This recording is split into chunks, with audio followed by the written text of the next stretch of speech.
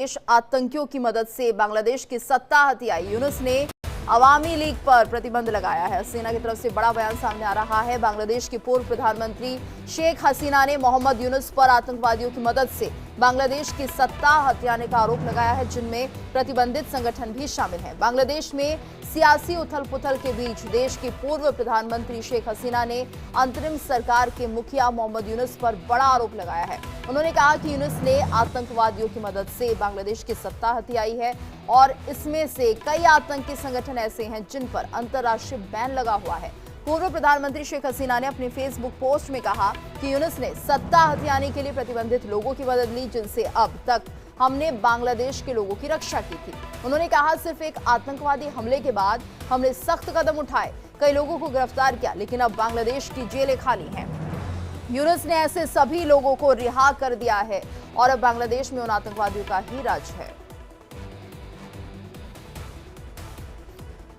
और इस वक्त हमारे साथ संवाददाता प्रशांत शर्मा जुड़ गए हैं न्यूज रूम से। प्रशांत, और ये बयान सामने आया है शेख हसीना की तरफ से और कई अहम बातें उन्होंने इसमें कह दी है कि आतंकियों को किस तरह से अब नई सरकार यानी यूनुस की सरकार सपोर्ट कर रही है।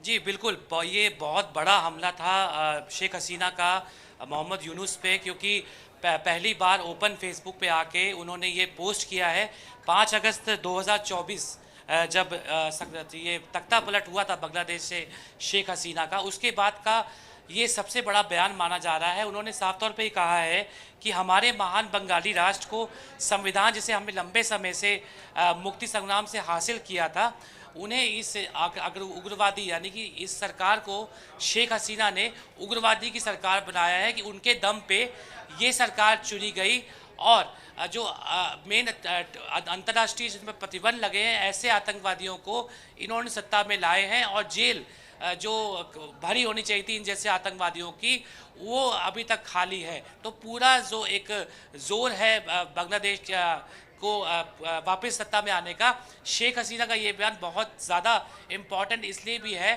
क्योंकि कल जो है जो वहाँ के प्रधानमंत्री है यूनुस ने साफ तौर पे एक इमरजेंसी मीटिंग बुलाई थी, कैबिनेट मीटिंग बुलाई थी, जिसपे उन्होंने दिसंबर में चुनाव कराने को लेकर पूरी बात की।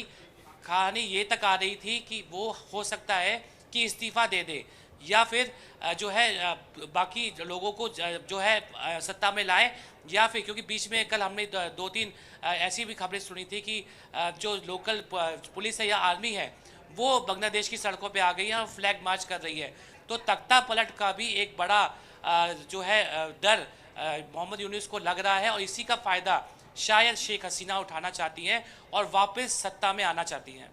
बिल्कुल प्रशांत, लेकिन जिस तरह से कहा जा रहा था कि सेना अध्यक्ष और मोहम्मद यूनुस के बीच कुछ खटपट चल रही है, इलेक्शन कराने की बात कही जा रही थी, लेकिन अब जिस तरह से कहा यह जा रहा है कि मोहम्मद यूनुस अपने पद पर बने रहेंगे, क्या बीच में इनका समझौता हुआ होगा और उसका कितना असर दिखाई दे रहा है? क्योंकि लगातार ये खबरें भी सामने आ रही है जब से फैसला सामने आया है, जो अल्पसंख्यक है बांग्लादेश में वो प्रताड़ित हो रहे हैं। देखिए, पाकिस्तान और बांग्लादेश का दोनों का कुछ ज़्यादा खास फ़र्क नहीं है। पाकिस्तान में जो है ज़्यादा जोर आर्मी का रहता है, पर बांग्लादेश में उग्रवादी संगठन जो कि वहाँ के लोकल टेररिस्ट है, इसके अलावा सेना का भी बहुत दखल जो है इस सरकार में रहा है। तो यही एक बड़ी बात हो रही है सरकार में कि जो आतंकवादी संगठन हैं जो बैक किए जा रहे हैं इन प्रोटेस्ट यूनियंस के द्वारा, उनको सत्ता में लाया जा रहा है। जो आर्मी है वो सत्ता में तख्ता पलट की कोशिश कर रही है और जो पूरा अपडेट है कि जो सरकार वो बिल्कुल अभी बैकफुट पे चल रहे हैं मोहम्मद यूनुस, क्योंकि अभी उनको यही डर है उनको कि शायद उनकी कुर्सी चली जाएगी और पाकिस्तान की जगह तख्ता पलट हो सकता है और वापस वो जो है जहाँ से आए थे वो वापस वहीं चले जाए और शेख हसीना जो है एंट्री कर लें बांग्लादेश में। बिल्कुल प्रशांत, और जिस तरह से अल्पसंख्यकों पर अत्याचार बढ़े थे, मोहम्मद यूनुस पर सवाल उठने शुरू हो गए थे और ह्यूमन राइट्स भी लगातार उन पर सवाल उठा रहा था कि आखिर ऐसा क्यों हो रहा है, क्या यहाँ पर अल्पसंख्यकों के जो हक हैं वो मारे जा रहे हैं या फिर एक माहौल बनाने की कोशिश की जा रही है कि जो हिंदू यहाँ पर रहते हैं वो असुरक्षित हैं। और उसके बाद जब दखल देना शुरू किया मोहम्मद यूनुस ने, तो ये शायद जो सेना के अध्यक्ष हैं उन्हें रास नहीं आया, इसलिए इलेक्शन कराने की बात कही गई। लेकिन अब जब ये फैसला सामने आया है और उसके बाद हम ये समझे सेना का क्या रुख है अल्पसंख्यकों के लिए, क्या यहाँ पर रुख इस तरह का अपनाया गया है कि ठीक है जो चाहते हैं, जो यहाँ पर बहुसंख्यक है वो करेंगे और अल्पसंख्यकों को कोई राइट्स यहाँ पर नहीं मिलेगा? क्या इसी तरह का संदेश जैसा कि हम ISI का रुख देखते हैं? बिल्कुल हो सकता है, क्योंकि देखिए जब मोहम्मद यूनुस सत्ता में आए थे उसके बाद बांग्लादेशी और माइनॉरिटीज़ पे इतने अत्याचार हुए थे कि अंतर्राष्ट्रीय लेवल में उसकी खुद ही बेइज्जती होनी शुरू हो गई थी।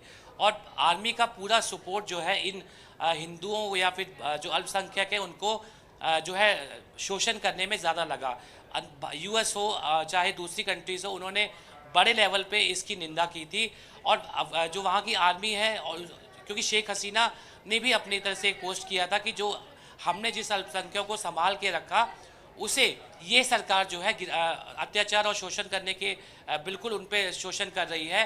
इसके अलावा जो लोकल आर्मी है या फिर जो वहाँ के अल्पसंख्यक लोग हैं या फिर जो मेन पावर में है, वो इन हिंदुओं का या बाकी माइनॉरिटीज़ का उनको देश से बाहर निकाल के पूरा एक मुस्लिम राज्य बनाने को लेकर जो है पूरी कोशिश कर रही है। बिल्कुल, और तख्ता पलट भी होता तो यहाँ पर कोशिश यही की जाती कि कोई डमी PM लेकर आया जाए। धन्यवाद आपका इस पूरी जानकारी के लिए।